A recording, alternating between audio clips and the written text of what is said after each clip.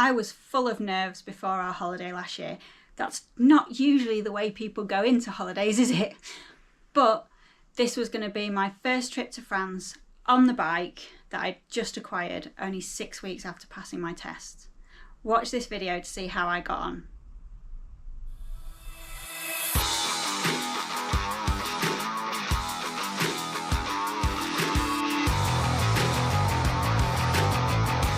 This wasn't an organised European tour. This was our family holiday. For the past 10 years, Joey and I have been away camping or to France with our best mates, Kel and Helen, and their kids. All our kids are the same age, but around February time last year, we realised all the kids are 18 now and we didn't need to take them on holiday. So we decided we were going on the bikes. I had two choices. I could either go pillion on the back of Joey, or I could pass my test, get my own bike and come on that. So I took the second option. By the skin of my teeth, 6 weeks before we went, I passed my Mod 2.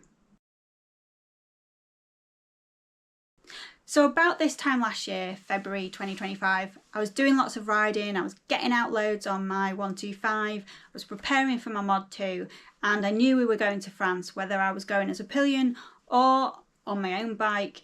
I decided to treat myself and bought a new helmet.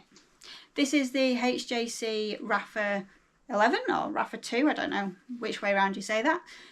But I bought this and I was really, really happy with it.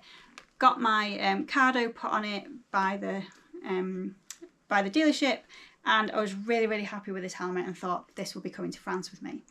Then a few weeks before we went, we were talking about what we were taking and what we were packing and stuff, and Joey said, no, take your old helmet. I was like, why?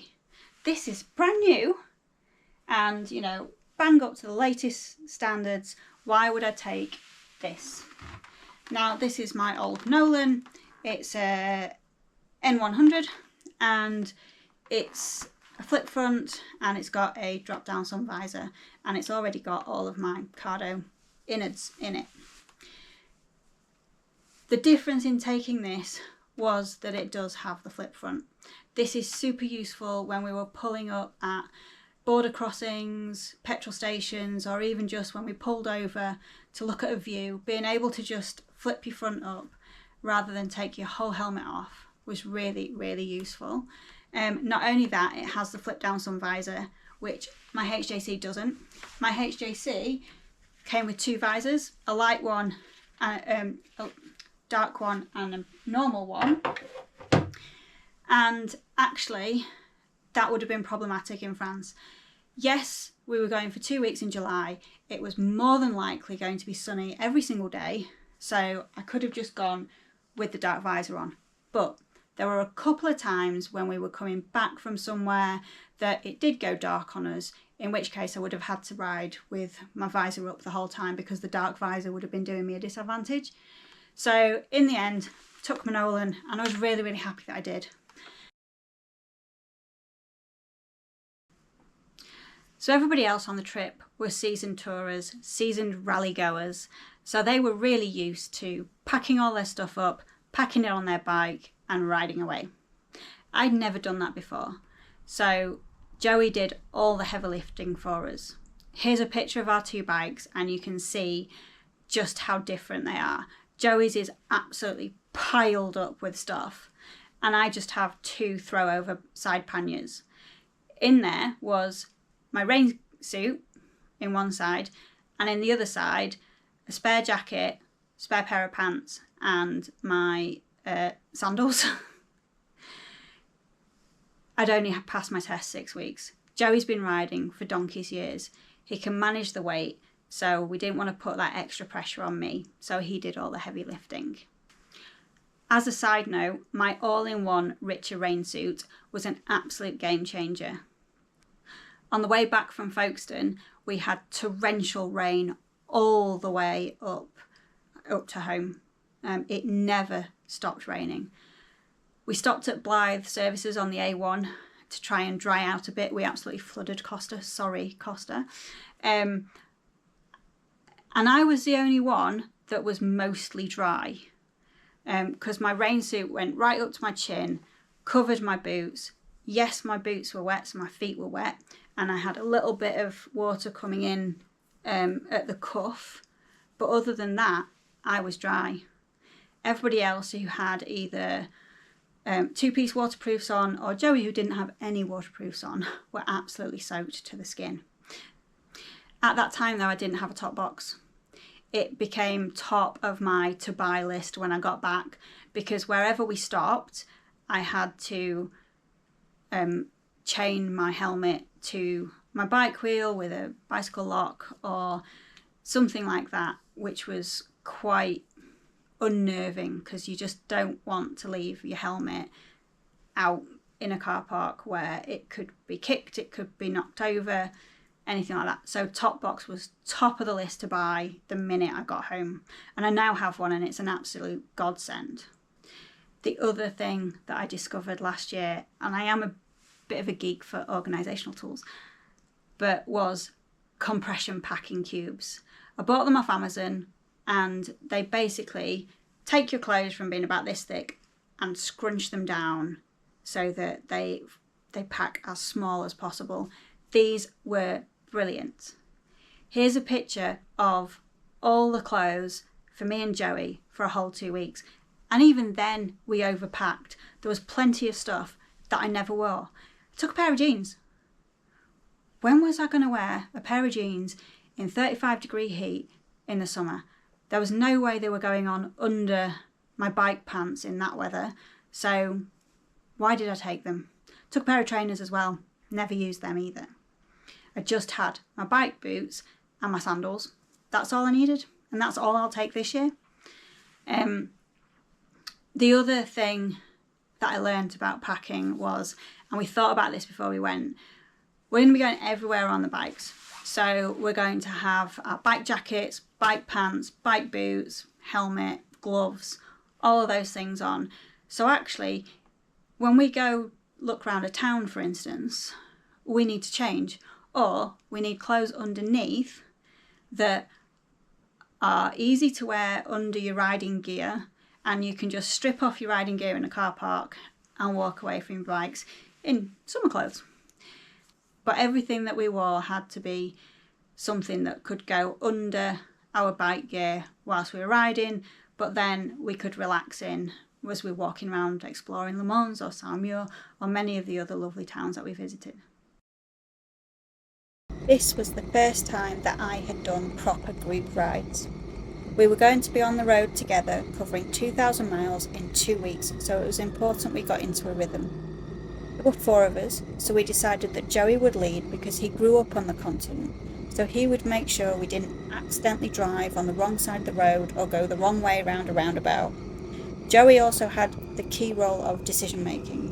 When he was deciding to pull out of junctions or whether to enter a roundabout or do an overtake, he was taking into account all 4 of us. That's not to say we all followed him blindly, but in order to keep the group as together as possible, he would wait for bigger gaps to pull out than if he was riding on his own. Helen and I were in the middle, as the least experienced riders, and Kel was the back marker. I was told to try and ride in a staggered formation, so that we weren't all directly behind each other, but offset from the person in front of you. This is to ensure that if someone ran into the back of the person behind you, they wouldn't then get pushed into you. This was much easier to do on the motorways, where there aren't really any corners, but on smaller roads and tight corners I reverted back to taking the line that gave me the best view of the corner. For most of the riding on this trip, I didn't have any navigation system switched on, just my music on my Cardo. On this trip, Kel and Helen had their Cardos connected to each other, as they usually do, but Joey and I did not. At this point, Joey and I had never connected our Cardos, mainly because when I was learning on my 125 or prepping for my tests, I needed to make my own decisions. Not only that, but it never seems to go well when you try to teach family members to ride or drive or anything like that. When I first started riding, I didn't have a Cardo, and I didn't want to use one because riding was so new. I needed every bit of concentration I had.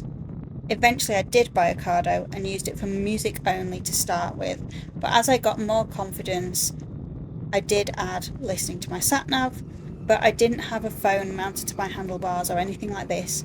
So on this holiday, on a new bike, all I wanted was my music and no other distractions. There was a downside to not having comms across the whole group, and that was that when we got split up at roundabouts, we didn't know where the other one had gone. There was one where Joey went, but I didn't, and when I could go, I didn't see what exit Joey had taken, so I took the wrong one. When I didn't see him pulled up just after the roundabout, I knew that I'd got the wrong exit. So I turned back and took us up the next one, and then I did find him pulled over, waiting for us. What were your first experiences of riding in a group? I'd be really interested to know. Stick them in the comments below. How did we choose our Airbnbs? Basically, I think we made a couple of mistakes on this one. We picked our Airbnbs based on what we wanted on our family holiday. So we wanted a pool, we wanted a garden, we wanted somewhere nice and rural, quiet, all that, because this was essentially our 2-week chill out time. We turned up at the first Airbnb. We got down as far as the Tréport, which is on the coast of France, and it turned out that the Airbnb that I'd booked, lovely Airbnb, nothing wrong with that, but it was a townhouse with on-street parking only. So we had a bit of a nervous night, all the bikes thoroughly chained up, etc. But we did just worry about them slightly.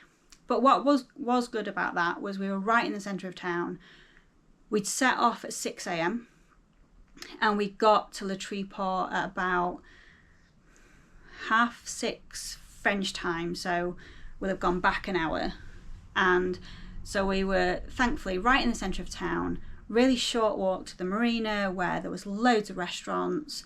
So after we'd parked up, just took the panniers off, dumped them in the Airbnb, got changed, went out, got some food, nice glass of wine, walked back and got a nice early night ready for the next day. The next day we were riding from the Tréport down to Le Mans. Last year we went to Le Mans and we wanted to go again so that we could visit the museum and also check out the town itself. Really nice town, lovely cathedral, lots of like Banksy style street art, really nice place to spend the day. But where we were staying in Le Mans it looked beautiful on the pictures because it looked really old-fashioned and quaint, but it was also old. The electrics hadn't been updated. We were quite worried about plugging our phones in and charging everything. But what we did have was a lockable gate, and because we were set back off the road, you couldn't see the bikes from the road. We were also near enough to a big town to get Uber service, so that evening we jumped in an Uber, found a barbecue joint and went out for some steak. In our main Airbnb, which was another 1.5 hour drive from Le Mans, again, really rural, really nice, had everything we wanted, but we were so far from anywhere that we couldn't get an Uber anywhere. So everywhere we went, we had to go on the bikes. We had one day where we walked into the nearest village, which was about 1.5 miles away. But other than that, it meant every time we wanted something, every time we wanted to go somewhere, the bikes were coming out, all the gear was going on, which I guess was the idea of the holiday. But to put all your gear on just to go out and get some baguettes for breakfast was a little bit extra. And also, every time we went out on the bikes, if we took a lovely ride into Tours on our last evening to deliberately go out for a nice last meal at a restaurant, and none of us could drink because we've got to ride back. We did learn a lot last year, which we will be putting into practice this year and for all future WanderMoto tours. This holiday inspired us to create WanderMoto. If I can do this 6 weeks after passing my test, anyone can. And we want to use WanderMoto to help those who are a little bit reticent, want to do it but don't know where to start, to actually get on their first European tour and have an absolute blast. I started the journey full of nerves, and honestly there were times when I thought I was in over my head. But with the great friends around me, I managed. Stepping outside my comfort zone was the best decision I could have made. Along the way, I learned that preparation matters. Choosing the right gear, packing smart, and trying to plan for the unexpected really did add to our holiday. But I also discovered that you can't plan for everything, and we had plenty of hiccups, from losing each other at roundabouts to discovering we'd booked Airbnbs with really deep gravel driveways. We still had a great time, but we learnt loads about how we would do things differently next time. Most importantly, this trip showed me how much you can grow when you try something new. It wasn't just about becoming a better biker. It was about enjoying spending time with my friends.